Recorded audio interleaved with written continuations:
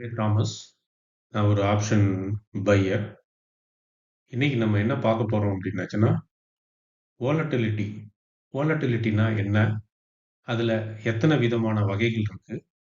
அப்படின்றத வந்து டீட்டெயில்டா வந்து பார்க்க போறோம். சரி. இப்ப வோலட்டிலிட்டினா என்னன்னு பார்ப்போம். வாலட்டிலிட்டி வாலட்டிலிட்டி அப்படின்னா, இது ப்ரொனவுன்ஸ் பண்றதுக்கே கொஞ்சம் இதா இருக்கு.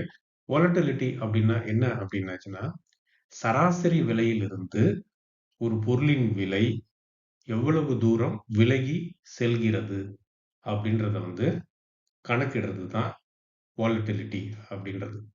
இப்போ ஒரு உதாரணத்துக்கு நான் இங்க ஒரு இது ஒண்ணு போடுறேன். இப்ப டிசம்பர் மாசம் டின்னு போடுறேன். டிசம்பர் மாசம் வந்து தக்காளி வந்து ரூ. 40 வித்துது. ஓகே. அடுத்தது வந்து ஜனவரி மாசம் தக்காளி வந்து ரூ. 30 வித்துது. அடுத்தது வந்து பிப்ரவரி மாசம் தக்காளி வந்து ரூ. 50 வித்துது. இது தக்காளி. ஓகே. இப்ப என்ன பண்ண போறோம்? இதனுடைய சராசரி விலை பார்க்க போறோம். ஒவ்வொரு மாசமும் ஒவ்வொரு விலை இருந்தது. அப்ப இதனுடைய சராசரி விலை. அத வந்து ஆவரேஜ் பிரைஸ்ன்னு சொல்லலாம். இல்லாட்டினா மீன் வேல்யூன்னு கூட சொல்லுவாங்க. ஸோ, இப்ப வந்து ஆவரேஜ் பிரைஸ் பார்ப்போம். அப்ப என்ன பண்ணணும்?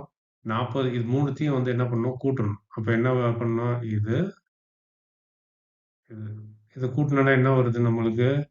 40, 30, 70, 70, 50 120. 120ன்றது வந்து ஆவரேஜ். ஸோ, இந்த ஆவரேஜ வந்து மேல போட்டுட்டு, அத வந்து எதால டிவைட் பண்ணோம் அப்டின்னாச்சுன்னா, எத்தன மாசத்துக்கு கூட்டியிருக்கோம்? 3 மாசத்துக்கு. இது வந்து 1, இது 2, இது 3. அப்ப வந்து 3 வந்து இங்க போடணும். இப்ப 3 போட்டோம்னா என்ன வரும்? 40 வருமா? 4 12. அப்ப 40. இந்த 40 அப்படின்றது வந்து சராசரி விலை. ஓகேங்களா? ஓகே. இது வந்து சராசரி விலைய வந்து கண்டுபிடிச்சாச்சு. இப்ப இந்த சராசரி விலையிலிருந்து எவ்வளவு விலகி போச்சு அப்படின்றத வந்து பார்க்க போறோம். இப்ப 1 மாசத்துது வந்து நம்ம டிசம்பர் மாசத்த எடுப்போம். அப்ப என்ன பண்றோம் அப்படின்னாச்சுன்னா, டிசம்பர் மாசத்து விலை என்னது? 40. சராசரி விலை என்னது? அதுவும் 40. அப்ப அந்த 40லருந்து 40 கழிச்சோம்னா, கிடைக்கிறது வந்து 0. அப்ப டிசம்பர் மாசம் கரெக்ட்டான விலையில தான் வித்துட்டு இருந்திருக்கு. அதாவது வந்து ரூ. 40 தாங்க அதனுடைய மதிப்பு ஒர்த்து அப்படின்றோம்ல, அந்த மாதிரி அது கரெக்ட்டான ஒரு விலையில தான் வித்துட்டு இருந்திருக்கு. ஏன்னா வந்து எந்த ஒரு வித்தியாசமும் இல்ல. ஆவரேஜ் பிரைஸ் என்ன வந்ததோ, அதுதான் வந்து டிசம்பர் மாசம் வித்துருக்கு. ஓகே. இப்ப ஜனவரில என்ன வித்ததுன்னு பார்ப்போம். ஜனவரில என்ன பிரைஸு? ரூ. 30. ஓகே. Average price 40. அப்ப எவ்வளோ ஆயிருக்கு? மைனஸ் ரூ. 10. இப்ப மைனஸ் ரூ. 10 வந்து குறைஞ்சு விக்குது. பிரைஸ் வந்து ஆவரேஜ் பிரைஸ விட கம்மியான விலைக்கு வந்துட்டு வித்துட்டு இருக்கு. ஸோ, அடுத்தது பார்ப்போம். அடுத்தது வந்து பிப்ரவரி. பிப்ரவரி வந்து ரூ. 50. ரூ. 50லேருந்து ரூ. 40 ஆவரேஜ் பிரைஸா கழிச்சோன்னா, ரூ. 10 வந்து அதிகமா விக்குது. பிளஸ் ரூ. 10. இப்ப பிளஸ் ரூ. 10 வந்து அதிகமா விக்குது. ஸோ, இதுதான் அப்ப இதுல வந்து என்ன சொல்லுது? இந்த டிசம்பர் மாசம் விலை எங்கேயும் விலகி போல. சராசரி விலையிலிருந்து விலை எங்கேயும் விலகி போல. சராசரி விலை என்னவோ அதே விலையில தான் அது வந்து வித்துட்டு இருந்தது. ஓகே. ஜனவரி மாசம் என்னாச்சு? சராசரி விலையிலிருந்து ரூ. 10 குறைஞ்சு வித்துது அப்படின்றோம். அப்ப இதுதான் டீவியேஷன்றது. அப்ப இந்த டீவியேஷன தான் வந்து நம்ம என்னன்னு சொல்றோம்னா, வோலட்டிலிட்டி அப்படின்னு சொல்றோம். அப்ப வோலட்டிலிட்டினா என்னன்னு புரியுதுங்களா? சராசரி விலையிலிருந்து. சராசரி விலை அப்படின்றத வந்து நல்லா மைண்ட்ல ஏத்திக்கங்க. சராசரி விலையிலிருந்து தற்பொழுது விற்கும் விலை, இல்ல நேத்து விற்ற விலை, இல்ல அதற்கு முந்தான நாள் வித்த விலை, எவ்வளவு தூரம் சராசரி விலையிலிருந்து விலகி சென்றது அப்படின்றத வந்து பார்த்து கணக்கிடுறதுக்கு பேரு தான் வந்து என்னன்னு சொல்றது? வோலட்டிலிட்டி அப்படின்றது. ஓகே. இப்ப வோலட்டிலிட்டின்னா உங்களுக்கு என்னன்னு புரிஞ்சிருக்கும். நம்ம அடுத்த ஸ்லைட்ல வந்து கொஞ்சம் டீட்டெயிலா பார்ப்போம். இப்ப அதுல வந்து என்னென்ன டைப் இருக்கு அப்படின்னு பார்த்தீங்கன்னா, இப்ப பாருங்க நான் வந்துட்டு இந்த இடத்துல ஒரு இது ஒண்ணு போட்டிருக்கிறேன். ம் இந்த ஆரஞ்சு கலர் இருக்கு பார்த்தீங்களா? இது இது வந்து மெயின். இதுதான் வந்து வாலட்டிலிட்டின்றது. இந்த வாலட்டிலிட்டின்றது காமன் இது. அதுல வந்து 2 இது இருக்கு. Historical volatility. இது வந்து ஹிஸ்டாரிக்கல் வாலட்டிலிட்டி. இது இம்ப்ளாய்டு வாலட்டிலிட்டி. அது வந்து ஷார்ட்டா என்னன்னு சொல்லுவோம்னா, ஹிஸ்டாரிக்கல்ன்றதனுடைய ஃபர்ஸ்ட் லெட்டர் வந்து ஹெச். வாலட்டிலிட்டினுடைய ஃபர்ஸ்ட் லெட்டர் வந்து வி. அதனால ஹெச்வின்னு சொல்லுவோம். அப்ப ஹெச்வி அப்படின்னாச்சுனாலே ஹிஸ்டாரிக்கல் வாலட்டிலிட்டி. அப்ப ஹிஸ்டாரிக்கல் வாலட்டிலிட்டினா என்னங்க அப்படின்னாச்சுன்னா, ஹிஸ்டாரிக்கல்னால என்ன அர்த்தம்? பாஸ்ட், நடந்து முடிந்த, கடந்த காலத்தில் அது சராசரி விலையிலிருந்து எவ்வளவு தூரம் விலகி சென்றிருக்கிறது அப்படின்றத வந்து கணக்கிடுறது தான் வந்து ஹிஸ்டாரிக்கல் வாலட்டிலிட்டி அப்படின்றது. இப்ப புரிஞ்சிருக்கும் உங்களுக்கு. அப்ப ஹிஸ்டாரிக்கல் வாலட்டிலிட்டிக்கும் நாளைக்கு என்ன விக்கும், நாளான்னைக்கு என்ன விக்கும் அப்படின்றதுக்கும் சம்பந்தம் கிடையாது. ஹிஸ்டாரிக்கல் வாலட்டிலிட்டி அப்படின்றது வந்து கடந்த காலங்களில் சராசரி விலையிலிருந்து எவ்வளவு அதிகமாச்சு, எவ்வளவு குறைவாச்சு அப்படின்றத வந்து பார்க்கிறது தான் ஹிஸ்டாரிக்கல் வாலட்டிலிட்டி. இப்போ ஒரு உதாரணத்துக்கு நம்ம இந்த நிஃப்டி எடுத்துக்குவோம். இன்னைக்கு அதனுடைய சராசரிய வந்து நம்ம கால்குலேட் பண்ணிட்டு, இன்னைக்கு அது என்ன விலையில வந்து விக்குது? அப்படின்றத வந்து கணக்கிட்டு, அது அதிகமா இருக்குதா? இல்ல குறைவா இருக்கிறதா? அப்படின்றத வந்து கணக்கிடுறது தான் வந்து ஹிஸ்டாரிக்கல் வாலட்டிலிட்டி. அப்ப நாளைக்கு நடக்கற போறதுக்கும் அதுக்கும் வந்து சம்மந்தம் இல்ல. சரி. இம்ப்ளாய்டு வாலட்டிலிட்டி அப்படின்னா என்னங்க அப்படின்னாச்சுன்னா, இம்ப்ளாய்டு வாலட்டிலிட்டி அப்படின்றது வந்து என்ன அப்படின்னாச்சுன்னா, இது வந்து ஒரு எக்ஸ்பெக்டேஷன். அதாவது ஒரு எதிர்பார்ப்பு. ஆ நாளைக்கு இந்த மாரி இருக்கும். இன்னும் 1 மாசத்துல வந்து இந்த மாரி இருக்கும். இன்னும் 1 வருஷத்துல வந்து இந்த மாரி இருக்கும். அப்படின்னு சொல்லிட்டு கணக்கு பண்றது. சரிங்க. இதுல ஒரு கொஸ்டின் இப்போ உங்களுக்கு. ஹிஸ்டாரிக்கல் வாலட்டிலிட்டி அப்படின்னாச்சுன்னா, நேத்து வித்த விலை நம்மளுக்கு நல்லா தெரியும். சராசரி விலையும் நம்மகிட்ட இருக்கு. ஏன்னா, அது ஒரு 10 நாள் சராசரினா, பேக்ல ஒரு 10 நாள் விலை வந்து குளோசிங் பிரைஸ். நல்லா ஞாபகம் வச்சுக்கங்க. எப்போதுமே வந்து குளோசிங் பிரைஸ தான் கணக்குல எடுத்துக்கணும் விலைக்கு. அப்போ ஒரு 10 நாள் வந்து பின்னாடி போயிட்டு, குளோசிங் பிரைஸினுடைய விலைய வந்து நம்ம வந்து எடுத்துட்டு, அது எல்லாத்தையும் கூட்டி 10ஆல இது பண்ணி நம்ம வந்து ஆவரேஜ் கண்டுபிடிச்சு, அதுக்கப்புறமா அது அந்தந்த நாள்ல அது என்னென்ன விலைக்கு வித்துது அப்படின்ற அந்த டிஃபரன்ஸ இப்ப நான் ரூ. 40 தக்காளி, அ ஃப ஃப டிசம்பர் மாசம் 0, ஜனவரி மாசம் ரூ. 10 கம்மியா வித்துது. பிப்ரவரி மாசம் ரூ. 10 அதிகமா வித்துது அப்படின்ற கணக்கு பண்ற மாதிரி, நிஃப்டியும் வந்து தன்னுடைய ஆவரேஜ் பிரைஸ்ல இருந்து எவ்வளோ அதிகமா வித்துட்டு இருக்கு, எவ்வளோ கம்மியா வித்துட்டு இருக்கு அப்படின்றத வந்து கணக்கு பண்றது தான் ஹிஸ்டாரிக்கல் வாலட்டிலிட்டி. அப்ப இது வந்து நம்மகிட்ட கிளியர் கட்டா வந்து டேட்டா இருக்கு. அப்ப அந்த டேட்டாவ வச்சு நம்ம வந்து என்ன பண்றோம் நம்ம கால்குலேட் பண்றோம். ஓகேங்களா? இதுதான் வந்து ஹிஸ்டாரிக்கல் வாலட்டிலிட்டி. இம்ப்ளாய்டு வாலட்டிலிட்டி அப்படின்னா என்னன்னா, எதிர்காலத்தில் எப்படிப்பட்ட விதமான ஆ பிரைஸ் வந்து வித்தியாசமாகும் அப்படின்றத கண்டுபிடிக்கிறது. இது எப்படிங்க கண்டுபிடிக்க முடியும்? இதுக்கு கண்டுபிடிக்கிறதுக்கு வாய்ப்பு இருக்கா? அப்படின்னாச்சுன்னா, இது வந்து ஒரு இது என்ன சொல்றது? ஒரு பியூரா வந்து இத வந்து சொல்ல முடியாது. வ இம்ப்ளாய்டு வாலட்டிலிட்டிய. ஆனா இத வந்து எத வச்சு கனெக்ட் பண்றாங்க அப்படின்னாச்சுன்னா, ஆப்ஷன் பிரைஸ் நம்ம ஆப்ஷன் இருக்கு பார்த்தீங்களா? ஆப்ஷன் பிரைஸ வச்சு கனெக்ட் பண்றாங்க. ஹிஸ்டாரிக்கல் டேட்டாவ வச்சு கனெக்ட் பண்றது கிடையாது. பிரைஸ வச்சு கனெக்ட் பண்றாங்க. Option price. இப்ப நம்ம வந்து இப்ப நான் இன்னைக்கு எக்ஸ்பைரி. ஸோ இன்னைக்கு எக்ஸ்பைரி. இப்ப அடுத்த வாரத்துல எக்ஸ்பைரி இருக்கு. அதுக்கு மந்த்லி எக்ஸ்பைரி இருக்கு. அப்ப அதனுடைய பிரைஸ வந்து எடுத்து நியர்பை பிரைஸ் எடுப்பாங்க. நியர்பை பிரைஸ எடுத்து அதனுடைய இத வந்து கால்குலேட் பண்ணி அந்த இம்ப்ளாய்டு வாலட்டிலிட்டிய வந்து ஒவ்வொரு இதுக்குமே கால்குலேட் பண்ணுவாங்க. ஒவ்வொரு ஸ்ட்ரைக் பிரைஸுக்குமே, ஒவ்வொரு ஆப்ஷனுக்குமே வந்து வாலட்டிலிட்டி அப்படின்றது வந்து இருக்கும். ஸோ இத வந்து நீங்க எதுல வந்து நீங்க வந்து பார்க்கலாம்னா, கடைசில வந்து நான் உங்களுக்கு காட்டுறேன். ஆப்ஷன் செயின் அப்படின்னு சொல்லிட்டு ஒண்ணு இருக்கு. என்எஸ்சி வெப்சைட்ல நீங்க போய் பார்த்தீங்கன்னா தெரியும். அந்த ஆப்ஷன் செயின்ல போய் பார்த்தீங்கன்னா, ஒவ்வொரு இதுலயும் வந்து ஐவின்னு ஒண்ணு குடுத்திருப்பாங்க. அந்த இம்ப்ளாய்டு வாலட்டிலிட்டிய வந்து சொல்றதுக்கு பேரு வந்து ஐவி அப்படின்றது. ஸோ அந்த ஐவி அப்படின்றது வந்துட்டு அந்த ஆப்ஷன் செயின்ல வந்துட்டு இருக்கும். அது புட் ஆப்ஷனா இருந்தாலும் சரி, கால் ஆப்ஷனா இருந்தாலும் சரி, அது எந்த ஸ்ட்ரைக் பிரைஸா இருந்தாலும் சரி, அந்த காலத்துல அப்படியே பார்த்தீங்க அப்படின்னாச்சுன்னா, அதனுடைய ஐவி என்ன அப்படின்னு சொல்லிட்டு அதுல வந்து இருக்கும். ஸோ இப்ப இத பேஸ் பண்ணி தான் ஆப்ஷனுடைய பிரைஸ். அப்ப ஆப்ஷனுடைய பிரைஸ்னாலே எக்ஸ்பெக்டேஷன் தான். அது வந்து நம்ம வந்து ஒரு எதிர்பார்க்கிறோம். இப்போ நான் இன்னைக்கு எக்ஸ்பைரி. நம்ம நேத்தே நீங்க வந்து வாங்கியிருக்கலாம். இல்ல இன்னைக்கு வாங்கியிருக்கலாம். இன்னைக்கு என்ன எக்ஸ்பெக்டேஷன்ல வாங்கியிருப்பீங்க? ஒண்ணு விலை ஏறும்னு நெனச்சு வாங்கியிருக்கலாம். இல்ல இறங்கும்னு நெனச்சு வாங்கியிருக்கலாம். அப்ப ஏறும்னு நெனச்சு வாங்குறப்ப அதனுடைய பிரைஸ் வந்து அதிகமா இருக்கும். இல்ல இறங்கும் அப்படின்றப்ப இப்ப கால் ஆப்ஷனா இருந்ததுன்னா, அதனுடைய பிரைஸ் வந்து கம்மியாகும். அதே மாரி புட் ஆப்ஷனுக்கு வந்து இறங்கும் அப்படின்னு நெனச்சு வாங்குறோம். அதேபோல இறங்குதுன்னா, பிரைஸ் வந்து அதிகமா இருக்கும். இந்த இந்த மாரி வந்துட்டு நம்மளுடைய எக்ஸ்பெக்டேஷன பொறுத்து தான் வந்து ஆப்ஷன் பிரைஸும் வந்து வந்து சேஞ்ச் ஆகுது. ஸோ அப்ப இந்த எக்ஸ்பெக்டேஷன் நம்மளுடைய எதிர்பார்ப்பு. ஒரு மனுஷனுடைய இந்த ட்ரேடர்ஸ்னுடைய வியூஸ். ட்ரேடர்ஸ் வந்து எந்த மாரி பார்க்குறாங்க? எல்லாமே இன்க்ளூடட். இதுல வந்து ரீட்டெய்லரு, எஃப்ஐன்னு கிடையாது. அ ட்ரேடர்ஸ் அவங்களுடைய எக்ஸ்பெக்டேஷன் வந்து என்னவா இருக்கு? அப்படின்னு அப்படின்னு கணிக்கிறாங்க. அப்ப அவங்களுடைய எக்ஸ்பெக்டேஷன் வந்து எத வச்சு கணிக்கிறாங்கன்னா, ஆப்ஷன் பிரைஸ வச்சு கணிக்கிறாங்க. அப்போ மார்க்கெட் ஏறும் அப்படின்னு தெரிஞ்சுன்னா, சர சர சரன்னு பார்த்தீங்கன்னா, கால் ஆப்ஷன் வந்து அ நெறைய விக்கும்.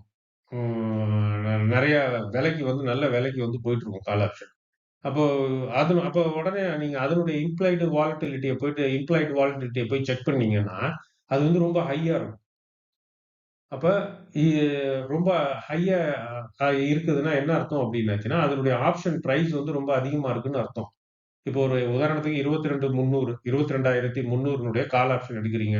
அதனுடைய ஆப்ஷன் பிரைஸ் வந்து அதிகமா இருக்குன்னா, வாலட்டிலிட்டி செக் பண்ணுங்க. வாலட்டிலிட்டி செக் பண்றப்ப, மத்த இதனுடைய வாலட்டிலிட்டி வந்து கம்மியா இருக்கு. மத்த ஸ்ட்ரைக் பிரைஸையும் நீங்க வந்து கம்பேர் பண்ணுங்க. அதே போல புட்டு அதே ஸ்ட்ரைக் பிரைஸ் புட்டினுடைய வாலட்டிலிட்டிய கம்பேர் பண்ணுங்க. கம்பேர் பண்றப்ப உங்களுக்கு வந்து அ ஐவி வந்து அதாவது இம்ப்ளாய்டு வாலட்டிலிட்டி வந்து அதிகமா இருந்ததுன்னா, அந்த ஆப்ஷனுடைய பிரைஸ் பிரீமியம் வந்து அதிகமா வித்துட்டு இருக்குன்னு அர்த்தம். ஓகேங்களா? ஸோ இந்த மாதிரி வந்துட்டு அதிகமா இருக்கிறது, குறைவா இருக்கிறது, இந்த இம்ப்ளாய்டு வாலட்டிலிட்டி. இது வந்து ஒரு எக்ஸ்பெக்டேஷன் தான். இது ஏன்னா பிரைஸ் இன்னைக்கு முடிய போறதில்ல. இப்போ அடுத்த வாரம் கால் ஆப்ஷன் இன்னைக்கு வாங்கி வச்சிருந்தீங்க அப்படின்னாச்சுன்னா, இன்னைக்கு வந்து அது அதிகமா இருக்கு ஐவி. ஆனா நாளைக்கு, நாளான்னைக்கு திங்கட்கிழமை, செவ்வாய்க்கிழமை அது என்ன ஆகும்னு தெரியாது. சடனா வந்துட்டு ஐவி வந்து குறையலாம். அதான் ஐவி கிராஷ்ன்னுவாங்க. வாலட்டிலிட்டி கிராஷ்ன்னுவாங்க. ஐவி கிராஷ் ஆச்சு அப்டின்னாச்சுன்னா, சடனா வந்து ஐவி வந்து குறைஞ்சதுன்னா, பிரீமியம் வந்து சரசரன்னு குறைஞ்சிரும். ஸோ இதனால தான் வந்து என்ன சொல்றது அப்டின்னாச்சுன்னா, நீங்க இந்த பையர்ஸ் பையர்ஸ் வந்து இன்ட்ராடேல சேல்ஸ் பண்றது தான் பெஸ்ட். ஏன்னா செல்லர்ஸ்க்கு தான் வந்து கேரி ஃபார்வர்ட். நீங்க வந்து பையர்ஸா இருந்தீங்கன்னா, அன்னைக்கு ட்ரேட் எடுத்து அன்னைக்கே வந்து குளோஸ் பண்ணிடுங்க. அதுதான் வந்து பெஸ்ட். அதுல தான் வந்து சம்பாரிக்க முடியும். ரொம்ப பேராசை கூடாது. ரொம்ப பயமும் இருக்கக்கூடாது உங்களுக்கு. இந்த ட்ரேடிங்ல வந்துட்டு இது ஒரு முக்கியமான ஒரு இது. ஓகே. நம்ம இதுக்குள்ள சப்ஜெக்ட்குள்ள வருவோம். ஸோ ஹிஸ்டாரிக்கல் வாலட்டிலிட்டினா என்னன்னு தெரியும். இது வந்து பாஸ்ட் டேட்டாவ வச்சு கால்குலேட் பண்றது. நடந்து முடிந்த இத வந்து இம்ப்ளாய்டு வாலட்டிலிட்டி அப்படின்றது ஃபியூச்சர்ல வர வாலட்டிலிட்டிய பத்தி கணக்கு பண்றது. அப்ப ஃபியூச்சர்ல வர வாலட்டிலிட்டிய வச்சு எத கணக்கு பண்றாங்கன்னா, டேட்டா இது ஆப்ஷனுடைய பிரைஸ வச்சுட்டு கணக்கு பண்றாங்க. ஸோ அடுத்தது வந்து என்ன அப்படின்னாச்சுன்னா, இந்தியா விக்ஸ் அப்படின்றது. ஸோ இந்தியா விக்ஸ் அப்படின்றது ஒண்ணும் கிடையாதுங்க. அது வந்து ஒரு 30 டேஸ் வந்து வாலட்டிலிட்டி, இம்ப்ளாய்டு வாலட்டிலிட்டி தான். அது ஐவி தான். ஐவில வந்துட்டு அது வந்து ஒரு இது. இம்ப்ளாய்டு வாலட்டிலிட்டின்றது இதுக்கும் தனித்தனியா இருக்கும். நீங்க அந்த ஆப்ஷன் செயின ஓப்பன் பண்ணிட்டு, ஒவ்வொரு ஆப்ஷன் பிரைஸையும் வந்து ஒவ்வொரு ஆப்ஷனையும் வந்து நீங்க பார்த்தீங்க அப்டின்னா, ஒவ்வொரு ஸ்ட்ரைக் பிரைஸையும் பார்த்தீங்க அப்டின்னாச்சுன்னா, அது கால் ஆப்ஷனா இருந்தாலும் சரி, புட் ஆப்ஷனா இருந்தாலும் சரி, அதுக்குன்னு தனித்தனியான இம்ப்ளாய்டு வாலட்டிலிட்டி வந்து இருக்கும். ஆனா இந்தியா விக்ஸ் அப்டின்றது வந்து அப்டி இல்ல. இது வந்து ஓவரால் ஆப்ஷனுடைய ஒரு 1 மந்த் அட்வான்ஸ்டு பிரிடிக்ஷன். வாலட்டிலிட்டி இப்படி இருக்கும் அப்படின்றது. அப்ப வாலட்டிலிட்டி வந்து அதிகமா இருந்தது அப்படின்னாச்சுன்னா, பிரைஸ் வேரியேஷன் வந்து அதிகமா இருக்கும். ஏன்னா, அது வந்து சராசரி விலையிலிருந்து எவ்வளவு தூரம் விலகி சொல்லுதோ, அந்த அளவுக்கு வாலட்டிலிட்டி அதிகம்னு அர்த்தம். அது விலகவே இல்ல, சராசரி விலையோட ஒட்டி தான் வந்து போகுது அப்படின்னாச்சுன்னா, வாலட்டிலிட்டி ரொம்ப கம்மின்னு அர்த்தம். அப்ப என்ன அர்த்தம் அப்படின்னாச்சுன்னா, வாலட்டிலிட்டி ரொம்ப கம்மியா இருந்ததுன்னா, மார்க்கெட் ரொம்ப காமா இருக்கு, அமைதியா இருக்கு அப்படின்னு அர்த்தம். வாலட்டிலிட்டி ரொம்ப அதிகமா இருந்தது அப்படின்னாச்சுன்னா, பிரைஸ் வந்துட்டு ஒண்ணு அப் ட்ரெண்டோ இல்ல டவுன் ட்ரெண்ட்லயோ எதுலயோ ஒண்ணுல பிரைஸ் வந்து மூவ் ஆயிட்டு இருக்குன்னு அர்த்தம். சோ, அப்ப இத வந்து நல்லா வச்சுக்கங்க. இந்த இந்தியா விக்ஸ் அப்படின்றது வந்து இம்ப்ளாய்டு வாலட்டிலிட்டி. இதுக்கும் ஹிஸ்டாரிக்கல் வாலட்டிலிட்டிக்கும் சம்பந்தம் கிடையாது. கன்ஃப்யூஸ் பண்ணிக்காதீங்க. ஏன்னா இது ட்ரேடிங்ல வந்து ஆப்ஷன்ல வந்து இந்த வாலட்டிலிட்டிய வச்சு எப்படி ட்ரேட் பண்றது அப்படின்ற ஒரு டெக்னிக்கும் இருக்கு. இப்ப நம்ம வந்து எஃப்இஜிய வச்சு எப்படி ட்ரேட் பண்றது அப்படின்னு சொல்லிட்டு முன்னாடி இருக்கிற வீடியோல பார்த்தோம். ஆர்டர் பிளாக்க வச்சு எப்படி ட்ரேட் பண்றதுன்றத பார்த்தோம். மூவிங் ஆவரேஜ வச்சு எப்படி ட்ரேட் பண்றதுன்றத பார்த்தோம். இது எல்லாத்தையும் பார்த்தோம். இன்னைக்கு நம்ம வந்து பார்க்க போறது என்னன்னா, வாலட்டிலிட்டிய வச்சு வாலட்டிலிட்டிய வச்சு எப்படி ட்ரேட் பண்றது அப்படின்றத நம்ம வந்து பார்க்க போறோம். இதுக்குன்னு ஒரு ஸ்பெஷல் டூல் இருக்கு. அதை பத்தி நான் பின்னாடி வந்து நான் சொல்றேன் நானு. சோ, இப்போ வந்து உங்களுக்கு கிளியரா புரிஞ்சிருக்கும்னு நினைக்கிறேன். இம்ப்ளாய்டு வாலட்டிலிட்டின்றது எதிர்காலத்தில் வரக்கூடிய வாலட்டிலிட்டி. ஹிஸ்டாரிக்கல் வாலட்டிலிட்டின்னா கடந்த காலத்தில் இருந்த வாலட்டிலிட்டி. அப்ப வாலட்டிலிட்டின்னா என்னங்க அப்படின்னாச்சுன்னா, சராசரி விலையிலிருந்து ஒரு பொருளின் விலை. அதுனா ஒரு ஸ்டாக்கின் விலை, இல்ல ஒரு நிஃப்டி. எந்த அளவு விலகி செல்கிறது அப்படின்றது தான் வந்து வாலட்டிலிட்டி அப்படின்றது. சரி, ஓகே. இப்ப நெக்ஸ்ட் வந்து நம்ம வந்து நெக்ஸ்ட் ஸ்லைட் போவோம். What is the historical volatility? இப்ப நம்ம ஏற்கனவே நான் வந்து போன ஸ்லைட்லயே உங்களுக்கு வந்து நான் வந்து சொல்லியிருப்பேன் நானு. இருந்தாலும் நான் வந்து இத திருப்பி உங்களுக்கு சொல்றேன். ஹிஸ்டாரிக்கல் வாலட்டிலிட்டி என்பது ஒரு குறிப்பிட்ட செக்யூரிட்டி. குறிப்பிட்ட செக்யூரிட்டின்னா என்னது? அத நான் அப்படியே படிக்கிறேன் தான். அத படிச்சு அப்படியே எக்ஸ்பிளைன் பண்றேன். ஏன்னா முன்னாடியே எக்ஸ்பிளைன் பண்ணதால உங்களுக்கு இது தேவைப்படாது. Historical volatility HV. ஹெச்ன்றது ஃபர்ஸ்ட் லெட்டர், வின்றது செகண்ட் அது வாலட்டிலிட்டியுடைய ஃபர்ஸ்ட் லெட்டர். அதான் ஹெச்வின்றோம். ஹெச்வி என்பது ஒரு குறிப்பிட்ட செக்யூரிட்டி. அதாவது ஒரு ஸ்டாக். அது ரிலையன்ஸோ இல்ல ஏதோ ஒரு ஸ்டாக் கோல் இண்டியாவோ இல்ல எஸ்பிஐயோ, ஹெச்டிஎஃப்சியோ ஏதோ ஒண்ணு. ஒரு குறிப்பிட்ட செக்யூரிட்டி அல்லது மார்க்கெட் இண்டெக்ஸ். மார்க்கெட் இண்டெக்ஸ் அப்படின்னாச்சுன்னா நிஃப்டியோ, இல்ல சென்செக்ஸோ, இல்ல பேங்க் நிஃப்டியோ ஏதாவது ஒண்ணு. இன் ரிட்டர்ன்ஸ் எவ்வளவு பரவலாக இருக்கின்றன? இன் ரிட்டர்ன்ஸ் என்னங்க இன் ரிட்டர்ன்ஸ்ன்னு சொல்றீங்க? நீங்க விலகி செல்றதுன்னு தானே முன்னாடி சொன்னீங்க அப்படின்னாச்சுன்னா, அந்த விலகி செல்றதே வந்து என்ன அப்படின்னாச்சுன்னா, அதுல தான் வந்து நம்மளுக்கு வந்து லாபம். லாபம், நஷ்டங்கள் வந்து இதுவா இப்போ ஒரு சராசரி விலையிலிருந்து விலைக்கு மேல போச்சுன்னா நம்மளுக்கு லாபம். ரிட்டர்ன்ஸ் வந்து ஹை ரிட்டர்ன்ஸ். அப்ப அந்த ரிட்டர்ன்ஸ் வந்து எந்த அளவுக்கு இருக்கும்? அப்ப ஒரு நிஃப்டி இருக்குங்க. இத நீங்க வாங்குனீங்கன்னா, இதனுடைய வாலட்டிலிட்டியே வந்து 2% இருக்குங்கன்னு வச்சுக்கங்க. அப்ப கண்டிப்பா வந்து ஒரு 2% உங்களுக்கு கிடைக்கிறதுக்கு வாய்ப்பு இருக்கு. அப்ப இந்த வாலட்டிலிட்டிய வச்சுக்கிட்டு, நம்ம ஒரு ஹிஸ்டாரிக்கல் வாலட்டிலிட்டிய வச்சுக்கிட்டு, ஆ நம்ம வந்துட்டு ஒரு கணக்கு பண்ணலாம். ஓ! நிஃப்டி வந்து இவ்ளோ வாலட்டிலிட்டி இருந்திருக்கு. அப்ப வந்து நம்ம இந்த பிரைஸ் ஆவரேஜ் பிரைஸ் இந்த பிரைஸ் வாங்கினோம்னா, இவ்வளோ வரைக்கும் சம்பாரிக்கிறதுக்கு நம்மளுக்கு வாய்ப்பு இருக்கு அப்படின்றத வந்து கணிக்கிறது தான். அப்ப வாலட்டிலிட்டின்றது வந்து ஜஸ்ட் வந்து விலகி போறது மட்டும் இல்ல. அத வச்சு எவ்வளவு சம்பாரிக்கலாம் அப்படின்ற ஒரு எஸ்டிமேஷனே நம்மளால வந்து ஒரு கணக்கு ஒரு புள்ளியிலயும், ஒரு தரவையும் நம்மளால வந்து ரெடி பண்ண முடியும். அதான் ஹிஸ்டாரிக்கல் வாலட்டிலிட்டி என்பது ஒரு குறிப்பிட்ட செக்யூரிட்டி அல்லது மார்க்கெட் இண்டெக்ஸின் ரிட்டர்ன்ஸ் எவ்வளவு பரவலாக இருக்கின்றன. பரவலாக இருக்கின்றன. அது என்ன பரவலாக அப்படின்னாச்சுன்னா, ஸ்பெசிஃபிக்கா சொல்ல முடியாது. ரூ. 10 கிடைக்குங்க அப்படின்ற. ஒரு ரேஞ்ச் ஒரு ரேஞ்ச். அதாவது வந்து ஒரு ரூ. 10லேருந்து ரூ. 20 இல்லாட்டினா ஒரு ரூ. 20லேருந்து ரூ. 30 கிடைக்கும். இல்ல ரூ. 30லேருந்து ரூ. 40. இது வந்து ஒரு ரேஞ்ச். இதுதான் வந்து பரவலாக இருக்கின்றன. எவ்வளவுன்னா, இப்ப இந்த ரேஞ்சுக்குள்ள கிடைக்குங்க. ஒரு குறிப்பிட்டு ஒரு இத சொல்லாம, ஒரு ரூ. 10லேருந்து ரூ. 20ல கிடைக்கும்னு வச்சுக்கங்களேன், அப்படின்னு சொல்றது. அப்படி அப்படி வந்து கணக்கிடுறதுக்கு தான் வந்து இந்த ஹிஸ்டாரிக்கல் வாலட்டிலிட்டி வந்து யூஸ் பண்றாங்க ஸ்டாட்டிஸ்டிக்ஸ்ல. அப்ப இது வந்து ஒரு பியூர் ட்ரேடிங்கே வந்து ஒரு மேத்தமேட்டிக்ஸ் தான். ஸோ இப்ப வந்துட்டு என்ன பண்றோம்னா, இதுதான் வந்து ஹிஸ்டாரிக்கல் வாலட்டிலிட்டி. அது வந்து எதுக்கு யூஸ் பண்றாங்கன்றத வந்து நம்ம இது பண்றோம். பொதுவாக இந்த அளவீடு பினான்சியல் இன்ஸ்ட்ருமென்ட்னா ஒண்ணும் கிடையாது. ஸ்டாக் தான். அது நான் சொன்னபடி ஏற்கனவே ரிலையன்ஸோ, இல்ல ஹெச்டிஎஃப்சியோ ஏதோ ஒரு ஸ்டாக். பொதுவாக இந்த அளவீடுனா ஹிஸ்டாரிக்கல் வாலட்டிலிட்டி. பினான்சியல் இன்ஸ்ட்ருமென்ட்டின் சராசரி விலை நான் ஏற்கனவே சொன்னதுதான் எவ்வளவு டீவியேட் ஆகிறது என்பதை கணக்கிடும். எவ்வளவு வந்து டீவியேட் ஆகுது, எவ்வளவு விலகி செல்லுது அப்படின்றத வந்து இது கணக்கிடும். அதான் வந்து ஹெச்வி அப்படின்றது. ஸ்டாண்டர்ட் டீவியேஷன் பயன்படுத்துவதே பொதுவான முறை. அப்ப வந்து எவ்வளவு தூரம் விலகி செல்றது அப்படின்றது தான் வந்து எஸ்டின்னு சொல்லுவோம். ஸ்டாண்டர்ட் டீவியேஷன் சொல்லுவோம். அப்ப இந்த ஸ்டாண்டர்ட் டீவியேஷன் எவ்வளவுங்க? ஒரு ஸ்டாக்கினுடைய ஸ்டாண்டர்ட் டீவியேஷன் அப்படின்றது வந்து எவ்வளவு? இந்த டேர்ம தான் வந்து யூஸ் பண்ணுவாங்க. இந்த எஸ்டி அப்படின்றது ஸ்டாண்டர்ட் டீவியேஷன் தான் வாலட்டிலிட்டி. நல்லா ஞாபகம் வச்சுங்க. இந்த ஸ்டாண்டர்ட் டீவியேஷன் இவ்வளவு தூரம் விலைக்கு போகுது. 2 பாயிண்ட் போகுது, 3 பாயிண்ட் போகுது, 4 பாயிண்ட் போகுது அப்படின்றது வரும். இது பின்னாடி எப்படி கணக்கு பண்றதுன்னு வந்து சொல்றேன். அப்ப இந்த அப்ப என்னங்க இது கொஞ்சம் குழப்பமா இருக்கு. Volatility, historical volatility okay. Standard deviation. Historical வாலட்டிலிட்டினா விலகி செல்வத குறிக்கிற ஒரு பொதுவான இது. ஆனா எவ்வளவு விலகி செல்கிறது அப்படின்றத வந்து கணக்கிடுறதுக்கு நம்ம பயன்படுத்துற அந்த மெத்தட் தான் ஸ்டாண்டர்ட் டீவியேஷன் அப்படின்றது. இப்ப எவ்வளவு விலகி செல்கிறது? அதுக்கு வந்து ஒரு முறை இருக்கு. அதை எப்படி கால்குலேட் பண்றதுன்றத பின்னாடி பார்ப்போம். சோ அப்ப எவ்வளவு விலகி செல்கிறது அப்படின்றத வந்து கால்குலேட் பண்றதுக்காக நம்ம பயன்படுத்துற அந்த இதுதான் வந்து எஸ்டி அப்படின்றது. அப்ப எஸ்டி தெரிஞ்சதுன்னா, ஒரு ஸ்டாக்கினுடைய எஸ்டியோ, இல்ல ஒரு நிஃப்டினுடைய எஸ்டியோ தெரிஞ்சதுன்னா, இந்த அளவுக்கு தான் போகும், இந்த அளவுக்கு போகாது அப்படின்னு சொல்லிட்டு ஒரு தைரியத்துல நம்ம வந்து இருக்கலாம். ஏன்னா இந்த அளவுக்கு தான் அது டிவியேட் ஆகும், இந்த அளவுக்கு ஆகாது அப்படின்றது. ஸோ ஹிஸ்டாரிக்கல் வாலட்டிலிட்டி அதிகமானால், அந்த செக்யூரிட்டிக்கு அதிக ரிஸ்க் இருக்கும். அப்ப அந்த ரிஸ்க் இருக்கும். அ அ இதுல இது இது வந்து ஒரு ஒரு ரிஸ்க் இருக்கும் தான். ஆனா அது அதிகமாச்சு பிரைஸ் அதிகமாச்சுன்னா வாங்குனவங்களுக்கு கெயின். அது ஒரு சைடுல பார்த்தோம்னா கெயினாவும் இருக்கு. அப்ப இன்னொரு சைடுல பார்த்தா அது இறங்கவும் செய்யும் அது. அது ஒரு 20 பாயிண்ட் ஏறுதுன்னா, 20 பாயிண்ட் இறங்குதுன்றப்ப வாங்குனவங்களுக்கு வந்து நஷ்டமும் இருக்கு. அப்ப இத வந்து ஒரு பியூர் ரிஸ்க்ன்னு சொல்ல முடியாது. ஆனால் இது நெகட்டிவ் அல்ல. ஏனெனில் ரிஸ்க் என்பது புல்லிஷ் அண்ட் பேரிஷ் 2ஆகவும் செயல்படும். அப்போ ஒரு ஏறுனா லாபம், இறங்குனா நஷ்டம் அப்படின்ற மாதிரி தான் சொல்லலாம்.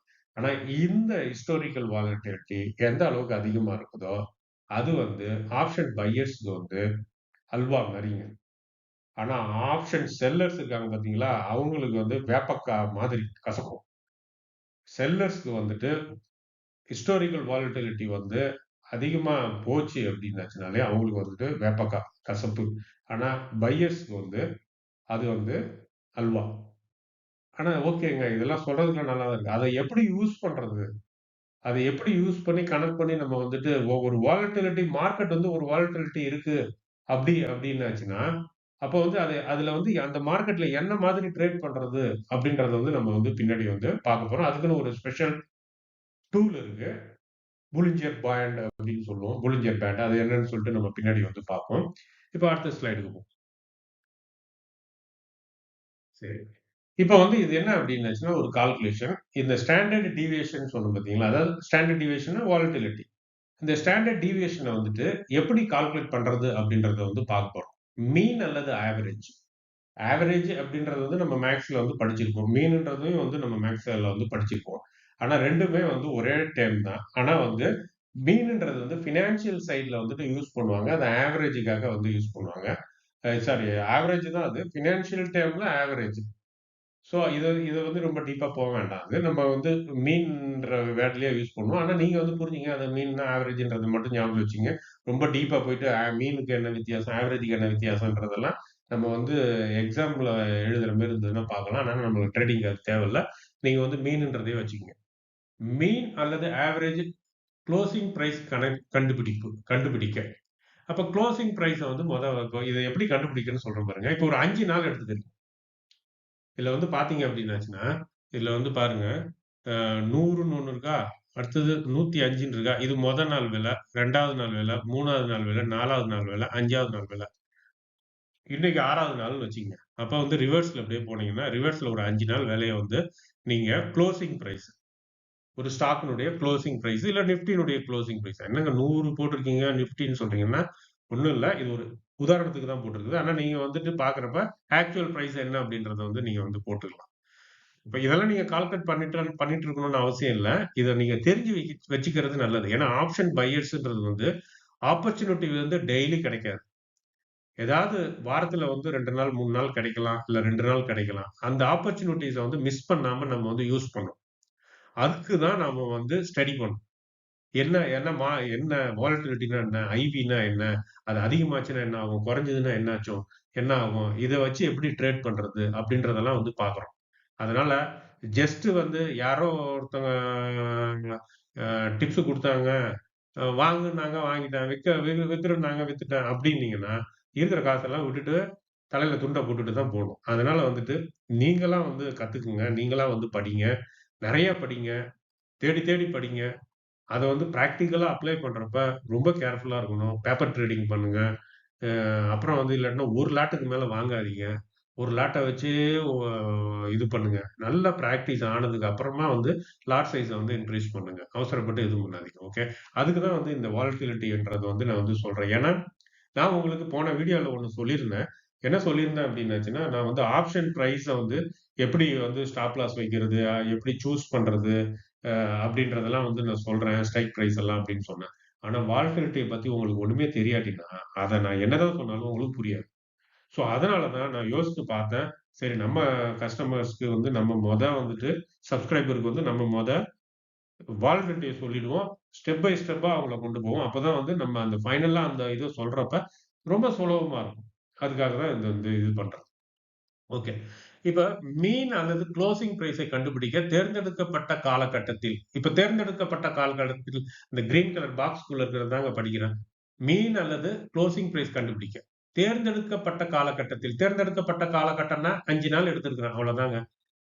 இன்னைய விட்டுட்டு இதுக்கு முன்னாடி இருந்த ஒரு 5 நாள் எடுத்திருக்கிறேன். ஸ்டாக் அல்லது இண்டெக்ஸின் குளோசிங் பிரைஸை கூட்டுங்கள். அப்ப குளோசிங் பிரைஸ் என்னது? 100, 105, 102, 110, 108 இது எல்லாத்தையும் கூட்டணும். அந்த சம்மை குளோசிங் பிரைஸ் எண்ணிக்கையால் டிவைட் செய்யணும். எத்தன நாளுக்கு கூட்டுனீங்க? 5 நம்பர் தானே கூட்டுனீங்க. அப்ப அந்த 5 கீழ போடணும்.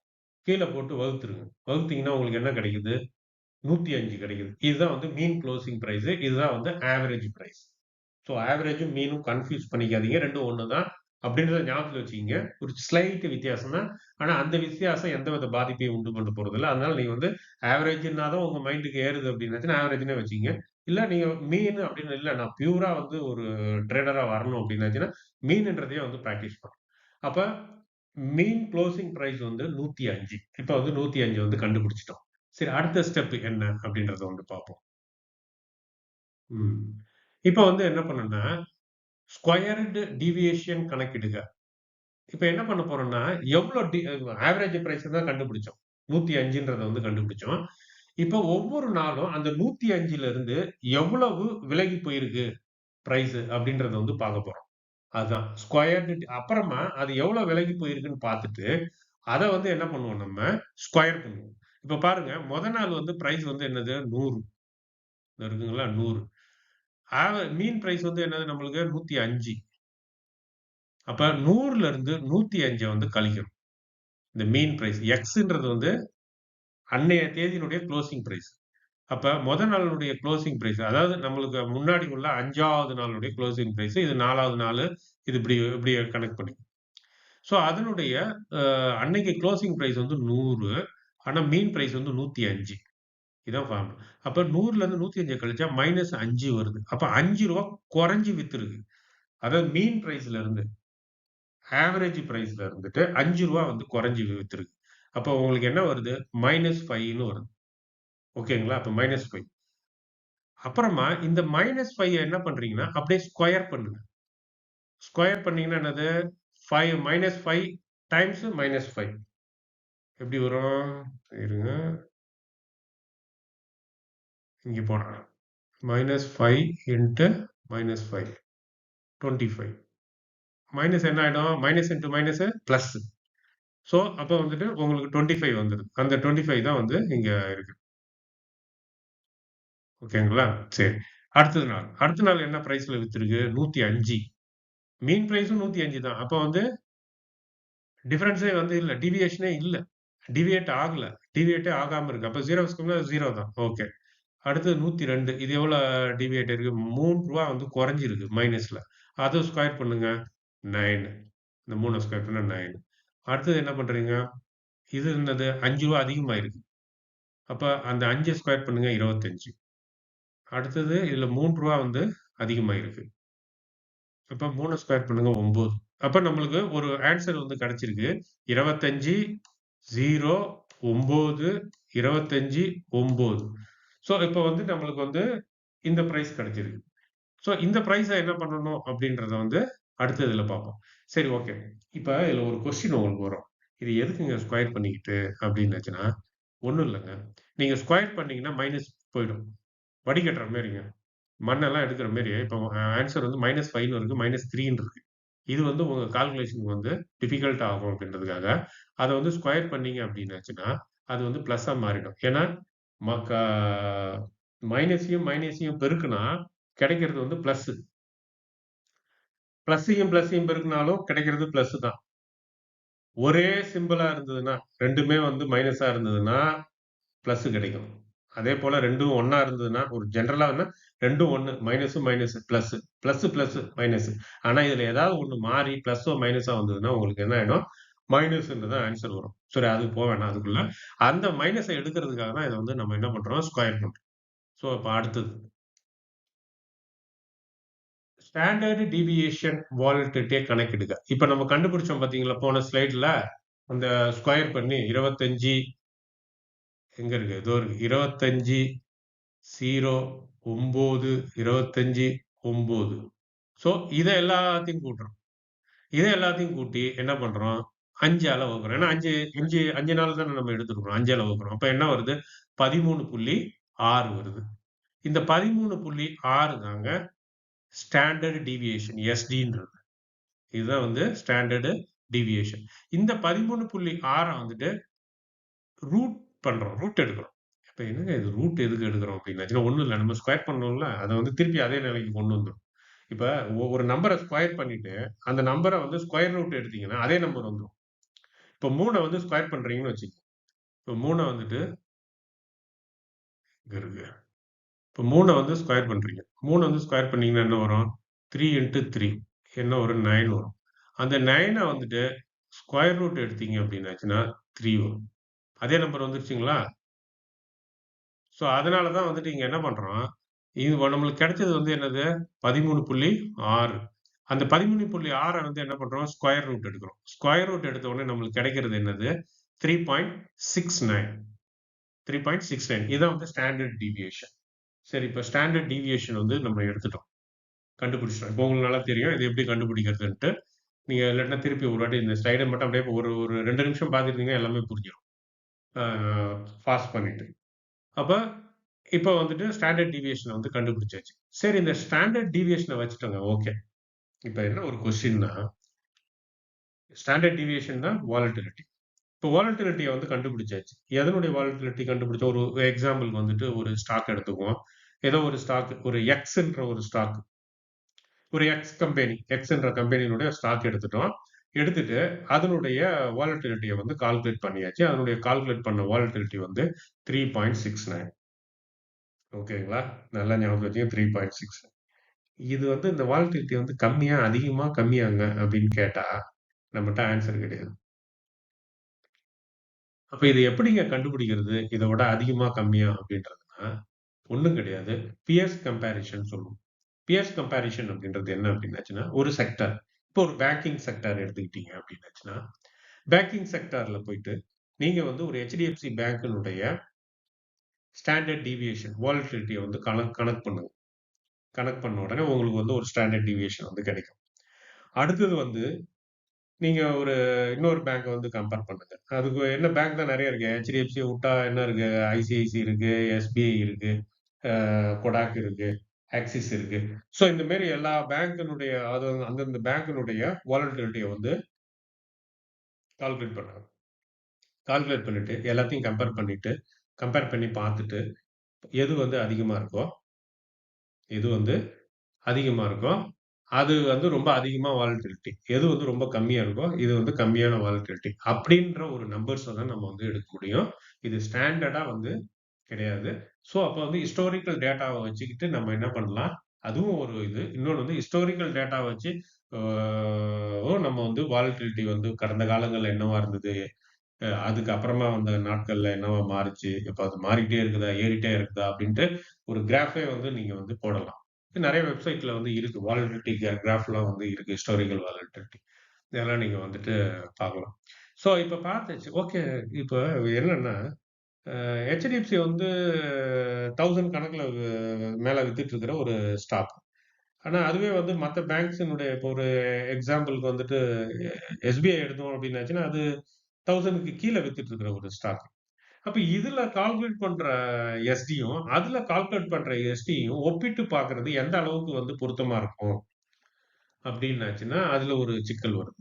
அப்ப என்ன பண்ணணும்னா 2த்தையுமே வந்து பெர்சன்டேஜ்க்கு மாத்திட்டோம் அப்டின்னாச்சுன்னா, இப்ப கிடைச்சது பார்த்தீங்களா? இப்ப 3.69 இந்த 3.69 அப்டின்ற அந்த வாலட்டிலிட்டிய வந்து பெர்சன்டேஜ்க்கு வந்துட்டு கன்வெர்ட் பண்ணிட்டோம் அப்டின்னாச்சுன்னா, கம்பேர் பண்றதுக்கு ரொம்ப ஈஸி ஆயிடும். அப்ப அது எப்படி பண்றது?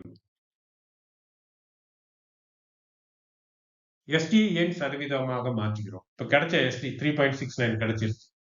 இப்ப நான் அத படிச்சுட்டு அப்படியே உங்களுக்கு எக்ஸ்பிளைன் பண்றேன். ஸ்டாண்டர்ட் டீவியேஷன் ஒரு அப்சொல்யூட் வேல்யூ ஆகும். அதாவது அதன் அளவு பிரைஸ் வேல்யூக்கு நேரடியாக சார்ந்திருக்கும். இதனால் வெவ்வேறு ஸ்டாக் அல்லது இண்டீஸஸ்க்கு இடையே, அதாவது இண்டெக்ஸ் நிஃப்டி, பேங்க் நிஃப்டி எதுவுமே இடையே நேரடியாக ஒப்பீடு செய்வது சிரமமாக இருக்கும். இதை பெர்சன்டேஜாக மாற்றுவது பல காரணங்களுக்காக முக்கியம். அதனால என்ன பண்ணிக்கிறோம்? பெர்சன்டேஜா மாத்திக்கிறோம். பிஎஸ் கம்பேரிசன் ஒப்பீடு செய்யும். ஒவ்வொரு ஸ்டாக்கும் வெவ்வேறு பிரைஸ் ரேஞ்ச் இருக்கும். ஸ்டாக் ஏ ரூ. 100க்கு ட்ரேட் ஆகலாம். ஆனால் ஸ்டாக் பி 2000க்கு ட்ரேட் ஆகலாம். இப்ப நான் முன்னாடி சொன்னதுதான். 2000க்கு ட்ரேட் ஆகலாம். எஸ்டியை பெர்சன்டேஜாக மாற்றினால் எந்த ஸ்டாக் வாலட்டிலிட்டியாக உள்ளது என்பதை சரியாக ஒப்பிடலாம். பெர்சன்டேஜ்ன்றப்ப ஒரே இதுக்கு கொண்டு வந்துரும். சமநிலைக்கு கொண்டாந்துரும். இப்ப உங்களுக்கு புரியிற மாரி சொல்லணும்னா, இப்ப என்னன்னு தெரியல. நாங்க படிக்கிறப்ப வந்துட்டு 500 மார்க் 10த் ஸ்டாண்டர்ட்னா.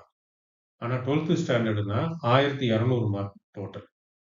இப்ப நான் வந்து 12ல வந்து ஒருத்தன் வந்து 490 எடுத்துட்டான்னு வச்சுக்கங்க.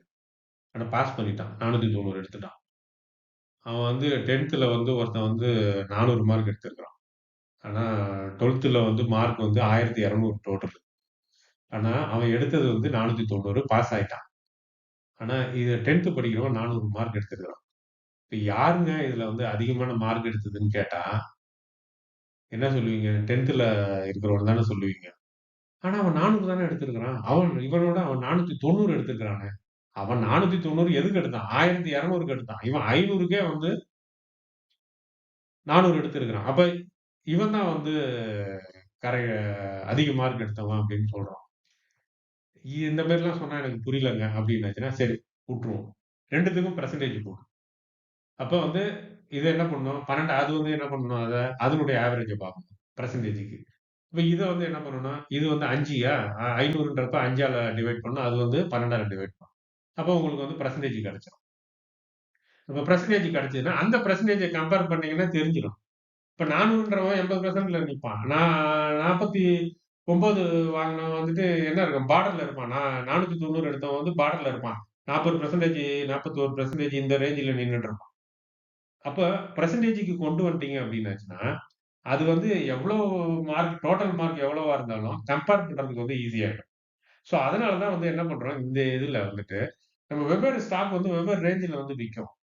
அ அதனால வந்துட்டு நம்ம அதனுடைய ஒரிஜினல் வேல்யூ ஸ்டாண்டர்ட் டீவியேஷன் எடுத்துக்கிட்டு வாலட்டிலிட்டி எடுத்து நம்பர கம்பேர் பண்ணோம்னா கன்ஃப்யூஸ் ஆயிடும். ஸோ அதனால எல்லாத்தையுமே வந்து பெர்சன்டேஜ்க்கு கால்குலேட் பண்ணிட்டோம் அப்படின்னாச்சுன்னா, அந்த பெர்சன்டேஜ வந்து நம்ம ஈஸியா வந்து கம்பேர் பண்ணிக்கலாம். அதுக்காக தான் வந்து நம்ம வந்துட்டு அத வந்து பெர்சன்டேஜ்க்கு மாற்றுறோம். ஒவ்வொரு ஸ்டாக்கும் வெவ்வேறு பிரைஸ் ரேஞ்சாக இருக்கும். ஸ்டாக் ஏ 100க்கு ட்ரேட் ஆகலாம். ஆனா ஸ்டாக் பி 2000க்கு ஆகலாம். எஸ்டிஐ பெர்சன்டேஜாக மாற்றினால் எந்த ஸ்டாக் வாலட்டைல் ஆக உள்ளது வாலட்டைல் ஆக உள்ளது என்பதை சரியாக ஒப்பிடலாம். வாலட்டிலிட்டி நார்மலைசேஷன் எஸ்டி பெரிய ஸ்டாக்குக்கு அதிகமாகவும், சிறிய ஸ்டாக்குக்கு குறைவாகவும் இருக்கும். பெர்சன்டேஜ் எஸ்டை பயன்படுத்தினால் எந்த அளவுக்கு ஒரு ஸ்டாக்கின் வாலட்டிலிட்டி அதிகமாக அல்லது குறைவாக உள்ளது என்பதை சரியாக புரிந்து கொள்ளலாம். Risk management. அப்ப இது கம்பேரிசனுக்கு மட்டும் இல்ல, ரிஸ்க் மேனேஜ்க்கு மட்டும் யூஸ் ஆகுதுன்றாங்க. போர்ட்ஃபோலியோவுக்கு ரிஸ்க் கவனிக்க, போர்ட்ஃபோலியோ நீங்க வாங்கி வச்சிருக்கீங்க ஸ்டாக்ஸ். அப்ப அதுல வந்துட்டு நீங்க வந்து ரிஸ்க் என்னவா இருக்குன்றதையும் வந்து பெர்சன்டேஜ்ல பார்த்தா தான் உங்களுக்கு புரியும். அ போர்ட்ஃபோலியோவுக்கு ரிஸ்க் ஏன்னா ரூ. 1200 வாங்குன ஒரு ஸ்டாக் வந்து ரூ. 50 குறைஞ்சிருக்கு அப்டின்னாச்சுன்னா, அது ஒரு பெரிய ஒரு அ இது இழப்பு கிடையாது. அதான் வந்து ரொம்ப குறையல. கொஞ்சம் தான் குறைஞ்சிருக்கு. அது பெர்சன்டேஜ்ல கால்குலேட் பண்ணா கொஞ்சம் தான் குறையும். ஆனா நீங்க வந்து ரூ. 80 வாங்குன ஸ்டாக் ரூ. 50 குறைஞ்சு போச்சுன்னா என்ன ஆகும்? அது எ அது ரொம்ப பெரிய ஒரு பாதிப்பு. அப்ப வந்துட்டு நீங்க பிரைஸ வச்சு கால்குலேட் பண்ணணும். எத்தன பெர்சன்டேஜ் குறைஞ்சிருக்கு அப்டின்றத வச்சு தான் வந்து நம்ம வந்து கால்குலேட் பண்ண முடியும்.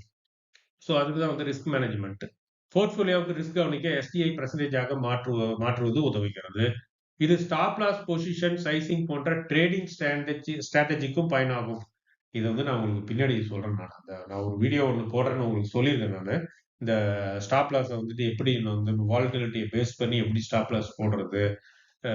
நம்ம ஸ்டாப் லாஸ் ஹிட் ஆகாம இருக்கணும்னா என்ன பண்றது? அப்படின்ற இதெல்லாம் வந்து நம்ம வந்து பின்னாடி வந்து அடுத்தடுத்த வீடியோகள்ல வந்து நம்ம வந்து போடுவோம். அதுக்கும் வந்து இந்த வாலட்டிலிட்டி வந்து யூஸ் ஆகுது. அப்ப இந்த வாலட்டிலிட்டி அப்படின்றது வந்து ரொம்ப இம்பார்ட்டன்ட்ங்க. நீங்க ஸ்கிப் பண்ணாதீங்க. நீங்க இப்ப இதுவரைக்கும் கேட்டிருக்கீங்க. ரொம்ப ஸ்கிப் பண்ணியிருந்தீங்க அப்படின்னாச்சுன்னா, தயவு செஞ்சு மறுபடியும் ஒரு வாட்டி பாருங்க. இதுதான் வந்து பேஸ். அதுவும் ஆப்ஷன் ட்ரேடர்ஸ்க்கு இது ரொம்ப, ரொம்ப, ரொம்ப இம்பார்ட்டன்ட். இது இது தெரியாம நீங்க ஆப்ஷன் ட்ரேடிங் பண்ணிட்டு இருக்கீங்க அப்படின்னாங்க, நீங்க டப்புனு ஸ்டாப் பண்ணிட்டு வந்து ஸ்டடி பண்ணுங்க எல்லாத்தையும். ஸ்டடி பண்ணிட்டு அதுக்கப்புறமா திருப்பியும் வந்து நீங்க தொடங்கலாம். சரி ஓகே. இப்ப டைரக்ட்டா வந்து அது பெர்சன்டேஜா மாற்றுறது எப்படின்றது வந்து போவோம். இப்போ ஒண்ணும் இல்ல. நீங்க வந்து கண்டுபிடிச்ச எஸ்டி வந்து மேல போட்டுருங்க. மீன் பிரைஸ வந்து கீழ போட்டுருங்க. மீன் பிரைஸ் வந்து என்ன கண்டுபிடிச்சோம்? 105 தான் கண்டுபிடிச்சோம். அத வந்து 100ஆல பெருக்கிடுங்க. புரியுதுங்களா? அப்ப 100ஆல வந்து பெருக்கிடுங்க. இப்போ உதாரணம் எவ்வளோ கண்டுபிடிச்சோம்? 3.69 தான் கண்டுபிடிச்சோம். ஓகேங்களா? 3.69 ஆ மீன் பிரைஸ் வந்து 105. அப்ப 3.69 டிவைடட் பை 105 இன்டு 100 3.51%. இதன் மூலம் வாலட்டிலிட்டி 3.51%. இதனால் எஸ்டியை பெர்சன்டேஜாக மாற்றுவது. எஸ்டி அப்படின்னாலே நீங்க வந்து வாலட்டிலிட்டின்னு வச்சுக்கங்க.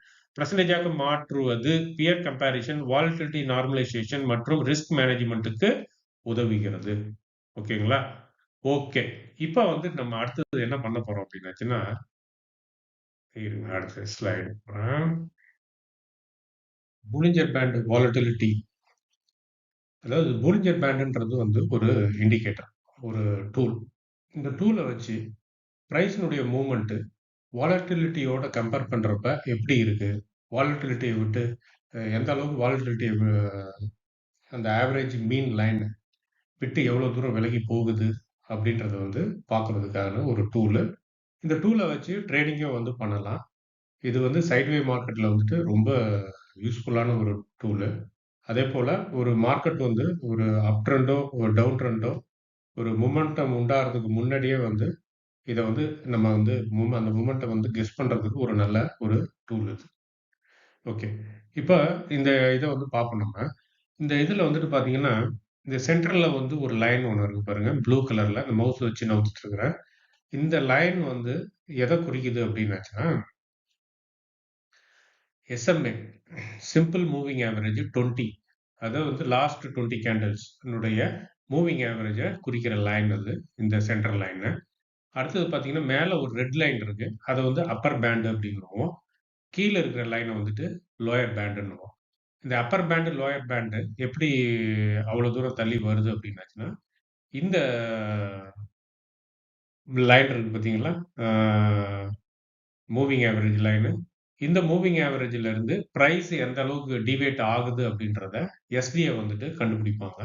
எஸ்டிய வந்து கண்டுபிடிச்ச பின்னாடி, அந்த எஸ்டிய வந்து ஸ்டாண்டர்ட் டீவியேஷன் 2ஆல மல்டிப்ளை பண்ணி, அந்த எஸ்டிய வந்து 2ஆல வந்து மல்டிப்ளை பண்ணி வர வேல்யூக்கு தான் இந்த லைன் வந்துட்டு இருக்குது.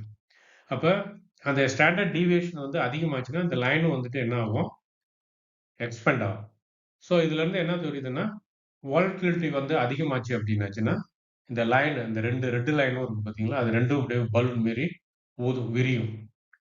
வாலட்டிலிட்டி ரொம்ப கம்மியா இருந்தது அப்டின்னாச்சுன்னா, 2ம் வந்துட்டு குறுகும். அப்ப இந்த ரெட் லைன் நல்லா அப்பர் பேண்ட், லோயர் பேண்ட் நல்லா ஞாபகத்துல வச்சுக்கங்க. இது எப்படி அப்டின்னாச்சுன்னா, எஸ்டி ஸ்டாண்டர்ட் டீவியேஷன் அதாவது வாலட்டிலிட்டி. அத வந்து 2ஆல வந்து மல்டிப்ளை பண்ணி 2ஆல மல்டிப்ளை பண்ணி வர வேல்யூவ தான் வந்து வச்சு தான் இந்த லைன் வந்து இருக்கு. இந்த அப்பர் பேண்டும், லோயர் பேண்டும். So okay. இதுல வந்துட்டு நம்ம கவனிக்க வேண்டியது என்ன அப்டின்னாச்சுன்னா, இத வச்சு எப்படி ட்ரேட் பண்ணலாம் அப்டின்னாச்சுன்னா, இதுல இருக்கிற 3 லைனுமே சப்போர்ட்டாவும் நீங்க யூஸ் பண்ணலாம்.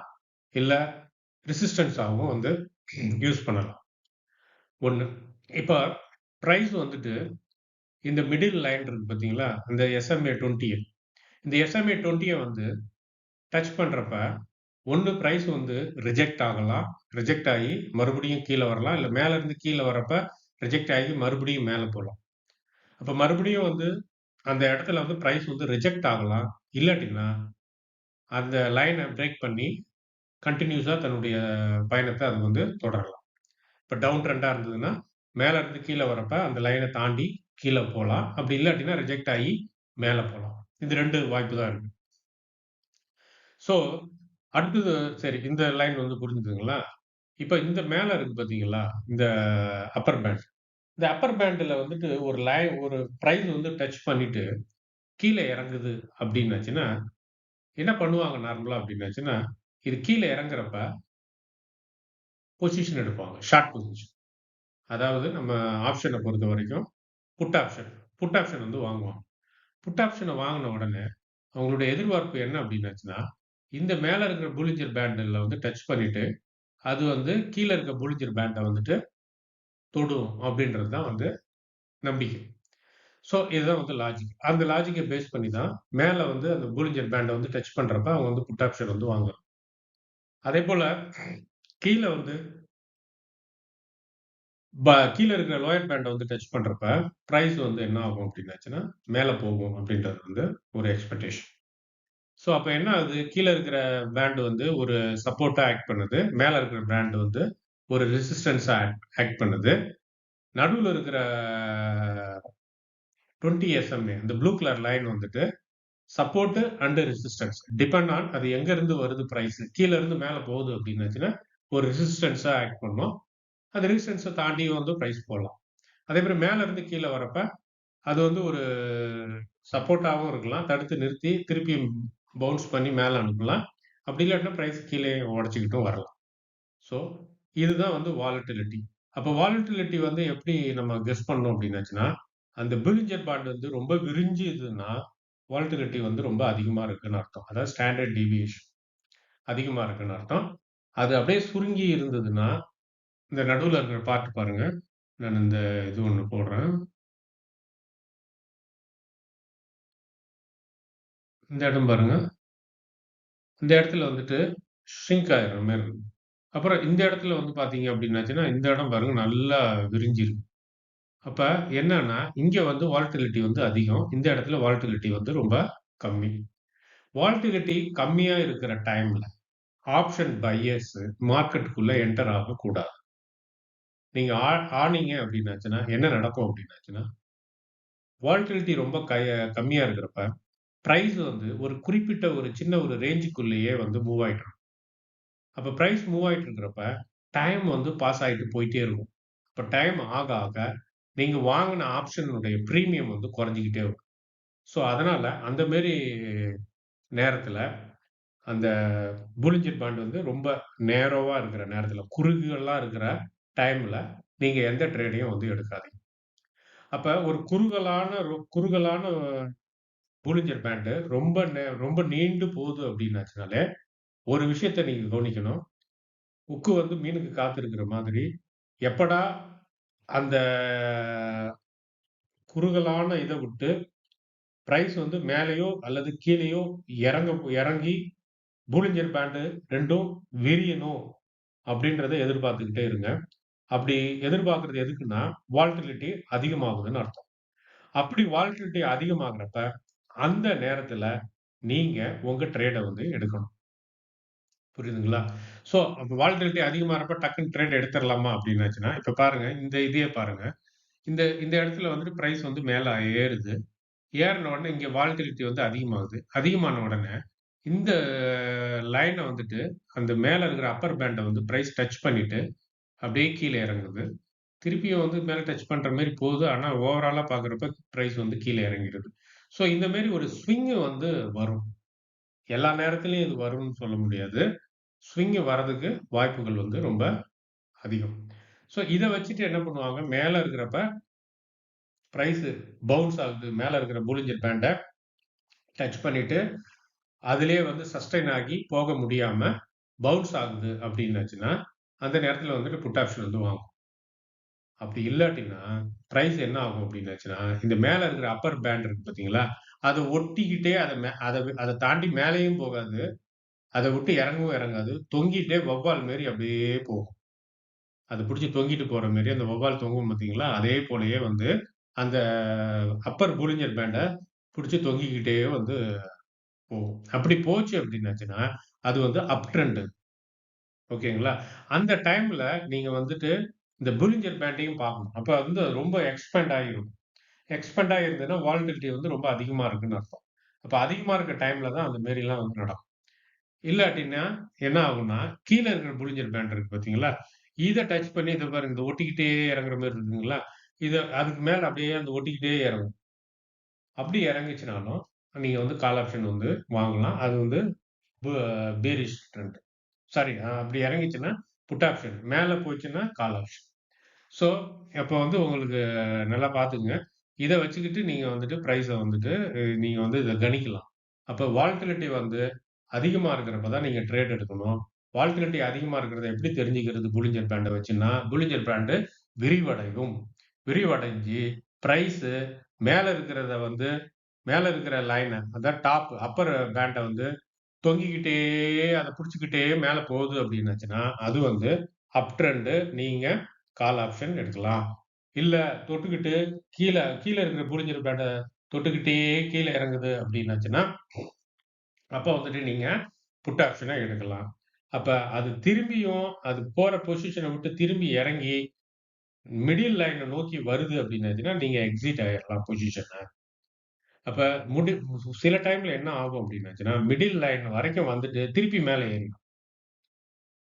அது வந்து உடைச்சிட்டு கீழ இறங்காது. அதேபோல கீழ இருந்து மேல ஏர்றப்ப, இந்த மிடில் லைன் வரைக்கும் போயிட்டு திருப்பியும் கீழ இறங்கும். அந்த மாரியும் நடக்கும். அப்ப இந்த சென்ட்ரல் லைன் அப்படின்றது வந்து ஒண்ணு சப்போர்ட்டாவும் இருக்கும், ஒண்ணு ரெசிஸ்டன்ஸாவும் இருக்கும். அந்த இடத்துல என்ன நடக்க போகுது அப்படின்றத வந்து கவனிக்கணும். அப்ப நீங்க வந்துட்டு ஸ்டாப் லாஸ் வந்து போட்டுருங்க. போட்டுட்டு உங்களுக்கு வந்து ஒரு ட்ரெண்ட புடிச்சுக்கிட்டே ஃபாலோ பண்ணியே வாங்கி இப்போ கால் ஆப்ஷன் வாங்கிட்டீங்க. எதுவும் தொத்திக்கிட்டே பிரைஸ் ஏறுதுன்னா, ஏறுற வரைக்கும் போங்க. கூடயே போங்க. அது ஸ்லைட்டா வந்து இறங்கி, அந்த மிடில் பேண்ட தொடர மாரி வந்தது அப்டின்னாச்சுன்னா, நீங்க வந்துட்டு எக்ஸிட் ஆயிடுங்க. தொடச்சுக்கிட்டு அந்த மிடில் பேண்ட விட்டு கீழ இறங்கிச்சுன்னா, எக்ஸிட் ஆயிடுங்க. அந்த நேரத்துல நீங்க வாங்குன பிரைஸையும், உங்க அந்த டைம்ல என்ன ஆப்ஷன் பிரைஸையும் பார்த்துக்கங்க. அதுக்குன்னு நீங்க வந்து ரூ. 10 ஆப்ஷன் வாங்கிட்டு, அது அப்படியே கொஞ்சம் தூரம் ஏறி போயிட்டு, அது ஒரு ரூ. 20 வரைக்கும் போயிட்டு, திருப்பி ரூ. 10 வந்து டச் ஆகுற வரைக்கும் உட்காந்துருக்காதீங்க. அப்படி இறங்குற மாரி இருந்ததுன்னா, டக்குனு எக்ஸிட் ஆயிடுங்க. எக்ஸிட் ஆயிட்டு வெளில வந்துருங்க. அதேபோல தான் வந்து புட் ஆப்ஷன். ஸோ இது வந்து உங்களுக்கு புரிஞ்சிருக்கும்னு நெனைக்கிறேன். இந்த டூல வந்துட்டு நீங்க வந்து யூஸ் பண்ணுங்க. ரொம்ப அருமையான டூலு. நம்ம அடுத்த வீடியோல சந்திப்போம். நம்ம இப்ப பார்க்குறது Nifty 15 day chart. Day chart ஒரே ஒரு கேண்டில் தான். இந்த லாஸ்ட் கேண்டில் ஒண்ணு இருக்கு பாருங்க. இந்த மவுஸ் வச்சு காட்டுறேன் பாருங்க. இந்த கேண்டில் வந்து இன்னைய கேண்டில். இன்னும் ஃபில் ஆகல. மார்க்கெட் 3:30 மணிக்கு வந்து க்ளோஸ் ஆகுறப்ப அது வந்து க்ளோஸ் ஆயிடும். ஸோ இது வந்து டே டே சார்ட். ஒரு நாளைக்கு ஒரு கேண்டில். ஏன் இந்த டே சார்ட் பார்க்குறோம் அப்படின்னுச்சுன்னா, இப்போ நான் இந்த போலிஞ்சர் பேண்டை வந்து நான் இந்த டூல வந்து எப்படி செலக்ட் பண்ணுறது அப்படின்றதுக்காக உங்களுக்கு இந்த சார்ட்டை போட்டிருக்கிறேன். இதில் ஏற்கனவே எஃப்இஜி வந்து இருக்குது. முன்னாடி ஃபார்ம் ஆன எஃப்இஜிலாம் வந்து இதில் மார்க் பண்ணி இருக்குது. ஸோ இது வரைக்கும் அது வந்து எந்த எஃப்இஜியும் வந்து மேலே ஒரு எஃப்இஜி நியரில் இருக்குது. அதை டச் பண்ணுறதுக்காக போனோம். அது போயிட்டுருக்கு பார்ப்போம். சரி இப்போ வந்துட்டு இந்த பூலிஞ்சர் பேண்டை வந்து எப்படிங்க போகிறது அப்படின்னாச்சுன்னா, இந்த இண்டிகேட்டர்ஸ்ன்னு இருக்கு பாருங்க மேலே. ஸோ அதை கிளிக் பண்ணுங்கள். கிளிக் பண்ண உடனே இந்த சர்ச் வரும். இந்த சர்ச்சில் வந்து பிபின்னு அடிங்க போதும். பூலிஞ்சர் பேண்ட்ஸ் வந்துருச்சுங்களா? இப்போ பாருங்க பூலிஞ்சர் பேண்ட் வந்து வந்துருச்சு. இந்த ப்ளூ லைன் வந்துட்டு SMA 20 மூவிங் ஆவரேஜ். இது வந்து ஸ்டாண்டர்ட் டீவியேஷன். ஸ்டாண்டர்ட் டீவியேஷனை 2ஆல் பெருக்குனா என்ன வருதோ அந்த வேல்யூ தான் இந்த அப்பர் பூலிஞ்சர் பேண்ட். அதே போல தான் லோயர் பூலிஞ்சர் பேண்டும். Standard deviation into 2. ஸோ இதில் தான் இருக்குது. ஸோ அப்போ பாருங்கள் இதுலேருந்து வந்துட்டுருக்கு. இந்த இதில் வந்து நல்லா பாருங்கள். இந்த ப்ரைஸ் பேட்டர்னை வந்து பாருங்கள். மேலே இருக்க இதுலேருந்து நான் வரேன் நான். இல்லை இதுலேருந்தே போகுமா? இதுலேருந்தே போகும்.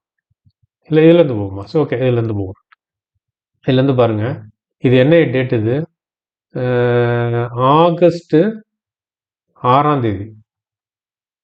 ஆகஸ்ட்டு 6. ஆகஸ்ட் 6ன்னா போன வருஷம் ஆகஸ்ட் 6. அந்த ஆகஸ்ட் 6லேருந்து அப்படியே போயிருக்கு பாருங்க ப்ரைஸு. அப்படியே மேலே இந்த கீழே இருக்கிற பேண்ட்லேருந்து போயிருக்கு. இங்கெல்லாம் பாருங்கள். இந்த கேப்பு பாருங்கள். இந்த இதுக்கு காட்டுறேன் கேப்பு. பாருங்க எவ்வளோ பெரிய கேப்பு. இந்த லைன் போட்டிருக்க பாருங்க.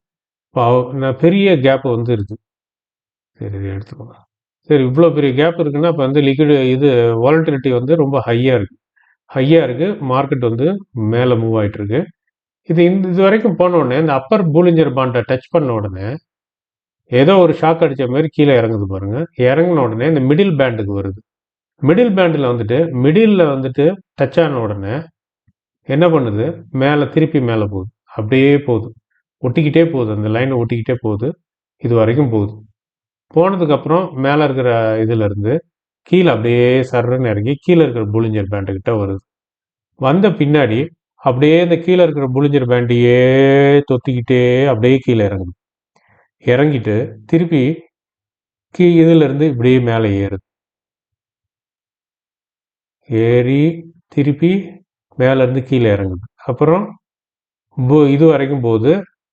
மிடில் லைன் வரைக்கும் போகுது. மிடில் பேண்ட் வரைக்கும் போகுது. அந்த SMA மூவிங் ஆவரேஜ் 20 வரைக்கும் போகுது. அது ஏற்கனவே நான் சொல்லியிருக்கேன். அது சப்போர்ட்டாகவும் ஆக்ட் பண்ணும், ரெசிஸ்டன்ஸாகவும் ஆக்ட் பண்ணும் அப்படின்ட்டு. இந்த இடத்துல பார்த்தீங்கன்னா சப்போர்ட்டாக ஆக்ட் பண்ணியிருக்கு பாருங்க. இது அப்படியே போயிட்டு அப்புறம் கீழே வந்துட்டு திருப்பி மேலே ஏறிட்டுச்சு. அப்போ சப்போர்ட்டாக தாங்கி பிடிச்சிருச்சு. அது மேலே போகுது. திருப்பி இங்கே வருது. இதை உடச்சிட்டு கீழே வந்துடுது. வந்தோடனே இங்கே போகுது. இங்கே போனோடனே ரெசிஸ்டன்ஸாக இருந்து அதை தள்ளிடுது. அப்புறம் கீழே அப்படியே வருது. இந்த இடத்துக்கு வந்த உடனே இங்கே இருந்து கிராஸ் பண்ணி மேலே போயிடுச்சு. மேலே போனதுக்கப்புறம் அங்கே இருந்து அப்படியே கீழே இறங்குது பாருங்க. சரசரன்னு இறங்கி உடச்சிருச்சு. உடச்சிக்கிட்டு அந்த சப்போர்ட்டை உடச்சிட்டு கீழே இறங்குது. கீழே இறங்கிட்டே வந்து இது வரைக்கும் வந்துருச்சு. இப்போ இது வந்து ஏற ஆரம்பிச்சிடுச்சு. திருப்பி வந்து கீழே இருந்து மேலே ஏறி இது எப்படி போகணும்? ஒன்று இந்த ப்ளூ லைனை போய் டச் பண்ணிட்டு திருப்பி கீழே இறங்கணும். அப்படி இல்லாட்டினா அதை பிரேக் பண்ணிட்டு மேலே போய் இந்த பூலிஞ்சர் பேண்டை தொடணும். இதுக்கு நாள் எடுக்கும். இது வந்து அடுத்த கேண்டில் இங்கே வரும்.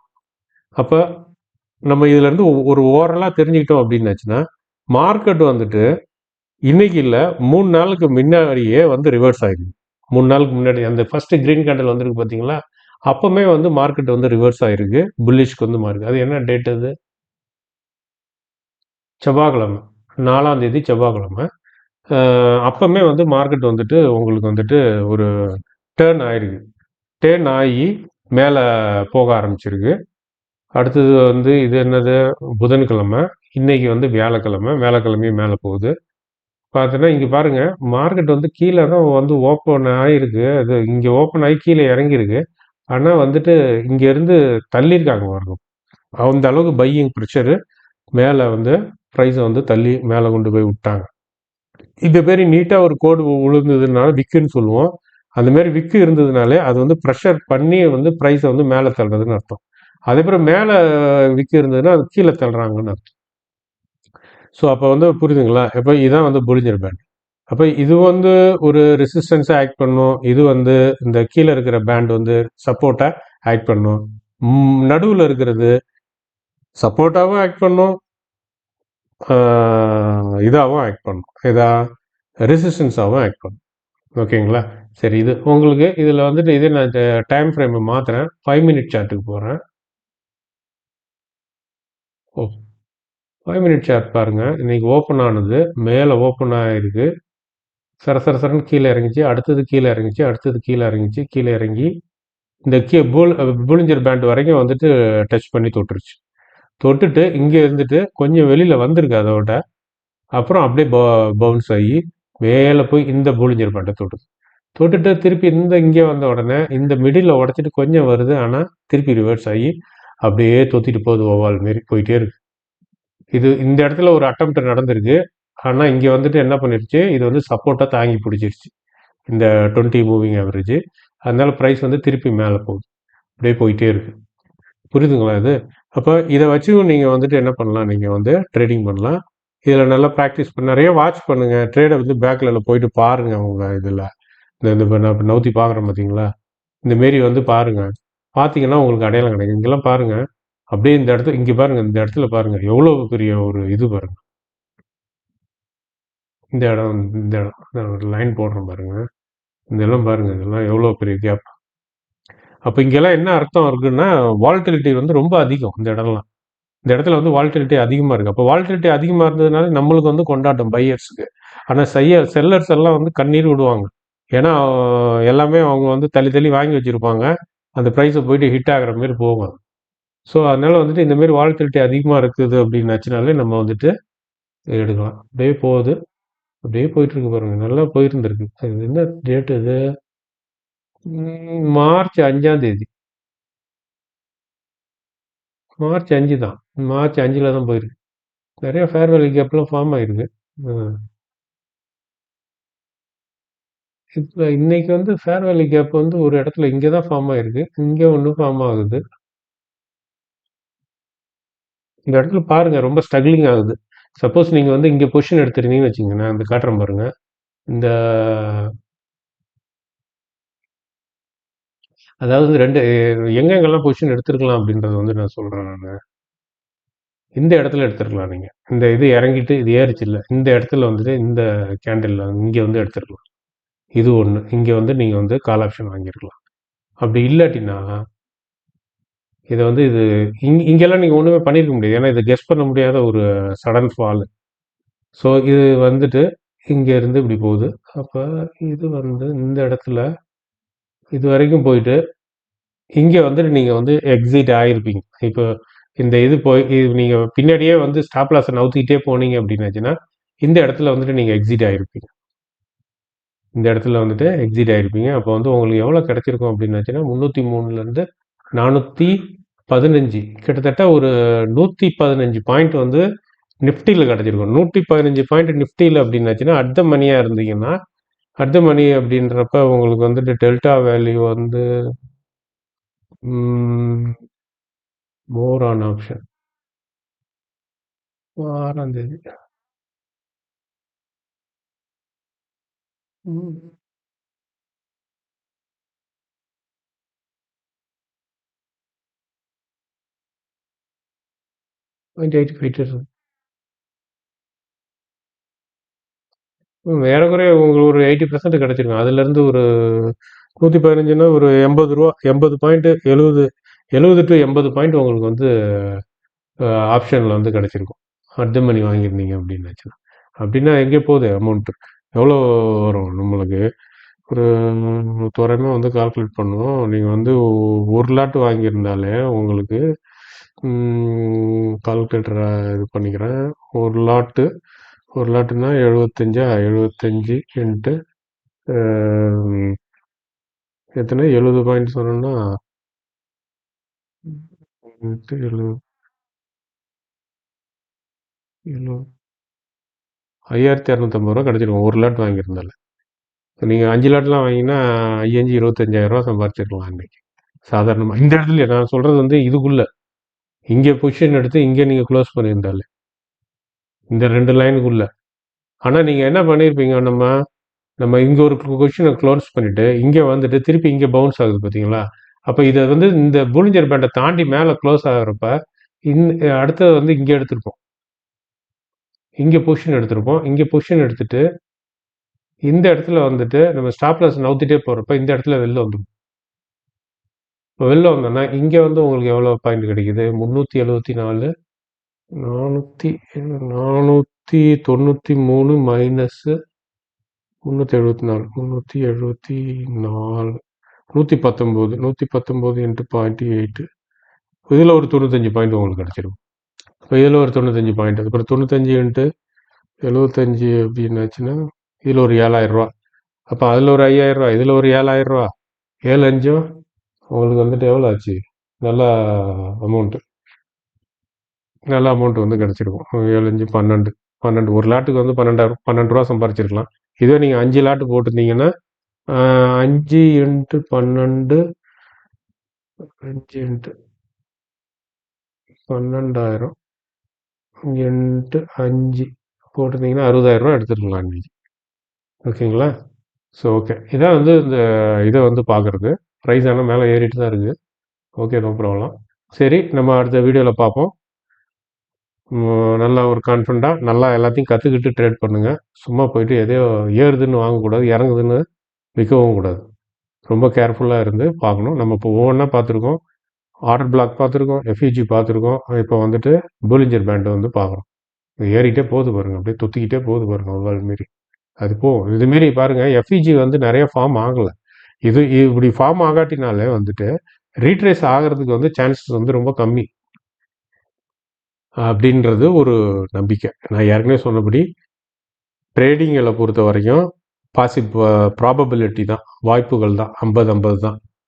இருந்தாலும் நான் ஒரு ஜென்ரல் ரூலாக வந்துட்டு எஃப்இஜி இல்லாமல் வந்துட்டு ப்ரைஸ் மேலே ஏறுது அப்படின்னாச்சா திருப்பி அங்கே வரதுக்கு வாய்ப்பு ரொம்ப கம்மின்னு அர்த்தம். இப்போ நீங்கள் ஒரு வீட்டில் குடியிருக்கிறீங்க, நீங்கள் ஒரு வெளியூருக்கு போகிறீங்க, உங்களுக்கு தேவையான பொருளெல்லாம் வந்து எடுத்து வச்சுக்கிட்டு சூட்கேஸில் எடுத்து வச்சுட்டு போகிறீங்க. இப்போ ஏன் வந்து மற்ற பொருளை விட்டுட்டு வேணா, மற்ற பொருள்லாம் வீட்டில் தான் இருக்குது. அதனால் வந்துட்டு நீங்கள் திருப்பி அது எதை குறிக்குது, நீங்கள் திருப்பி வந்துடுவீங்கன்றதை வந்து சொல்லுது. ஆனால் வீடையே நீங்கள் காலி பண்ணிட்டு போகிறீங்கன்னா எதாவது விட்டு போவீங்களா? எல்லாத்தையும் தொடச்சி எடுத்துகிட்டு போயிடுவீங்க.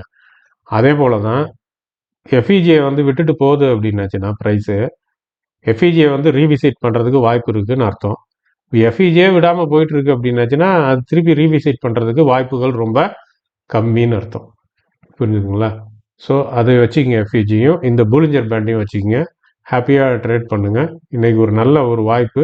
ஒரு 5 லாட் வாங்கியிருந்தீங்கன்னா 60,000 ரூபா சம்பாரிச்சிருக்கலாம். இது இந்நேரத்துக்கு முடிஞ்சிருக்கும். 60,000 ரூபா வாங்கி சம்பாரித்து முடிச்சிருப்பீங்க இந்நேரம். ஓகே, பாய்.